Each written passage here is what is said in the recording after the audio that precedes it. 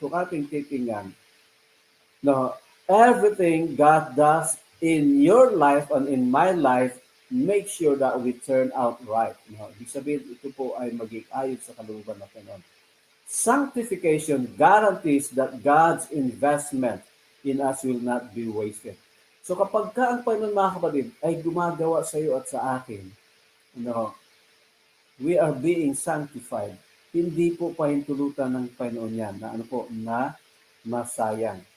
Ito po'y katiyakan na kapag tayo ay dumaranas sa mga pagsubok sa ating pananampalataya, we are being tested, mga kapatid.